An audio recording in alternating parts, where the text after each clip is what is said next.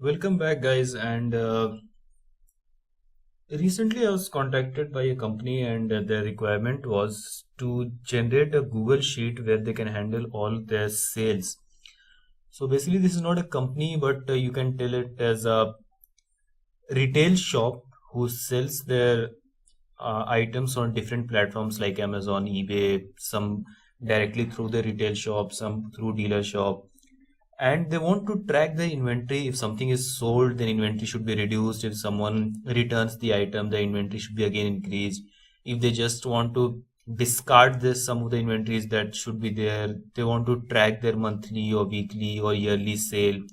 So all these stuffs they wanted to be done in Google Spreadsheet. So I decided, instead of I creating that individually, I'll create that sheet simultaneously as a part of this course, so that you can be a part of a dashboard which is being made for a real user, which is going to be used in real life.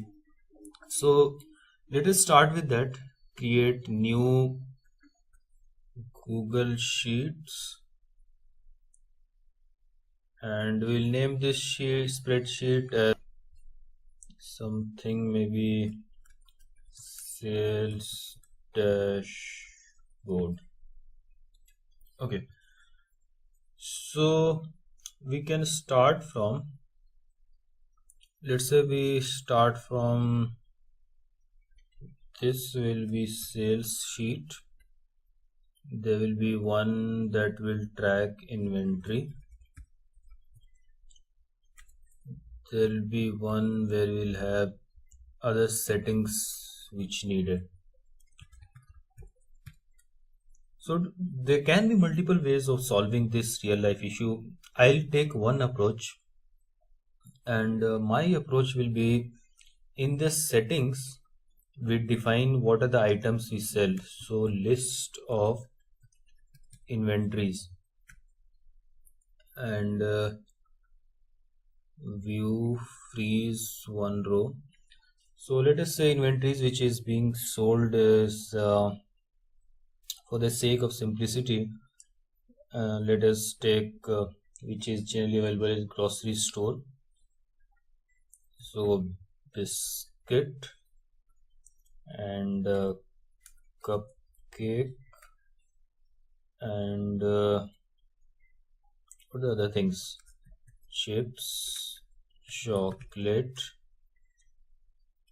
rice, wheat, and oil, and oh, I cannot remember what is being sold at grocery store. This is actually not good. Anyway, so let's look at these seven inventories. So these would be inventories which this shop would be selling. So since we are making dashboard, the best part of dashboard is nothing is hard coded. So I can anytime come and delete all these inventories and add whatever I want to sell next. Next, what the requirement of the person who asked me to make this was, they sell these inventories on different channels, and the rate differs on different channels. So let's say we write a different channel as eBay, Amazon, directly from the shop, and maybe we can say directly from the shop asked for home delivery. Now these are different modes of selling these items. On eBay they sell for, let's say we select all this and mark this format as dollar. So on eBay it is being sold for $2. On Amazon it's being sold for $2.4. In shop you get for $2. Home delivery they charge $3. Similarly, I'll fill up this with some random data. So we have prices of different items on different portals. Let us select this A, B to E and reduce the number of decimal places. Okay, now this looks good.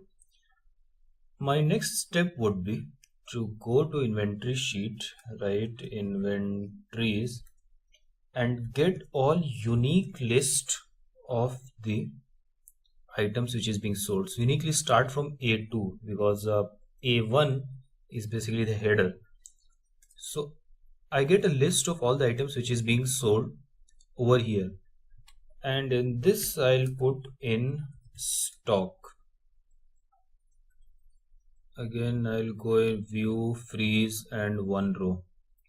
Back to settings, one thing will be action.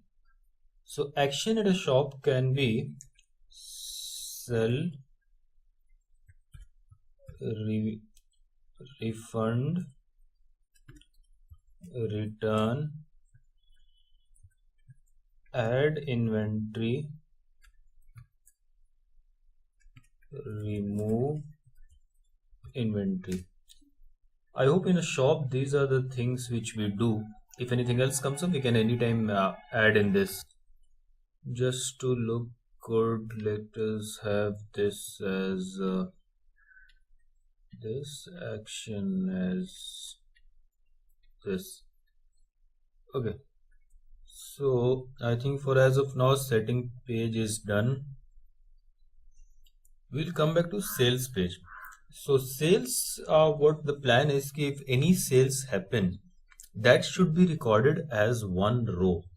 So one row should capture all the data related to one sale. So first is date, then maybe customer name, then maybe item which he has bought, and quantity which he has bought, and the price of that item, amount of that item, basically price multiplied by quantity, tax, and net amount, and if there is any comment. One thing is left, how we'll differentiate between if he has bought or if he has refunded. So for that I added in setting column, if you remember, action. So on this particular day, this customer, this item was bought or refunded or sold it, or it was added to inventory by someone in the team. This was the quantity, this is price, amount, tax, net amount, and comment. And there is, I think, one more thing. If it was sold, then what was the channel of selling that? So name, customer name, and let's say over here we put channel. So pretty much this one row covers all the data which is required for one sale. In the next video, we'll start pulling up the data and start looking at how this data gets populated, and based on this, how the inventory sheet gets updated.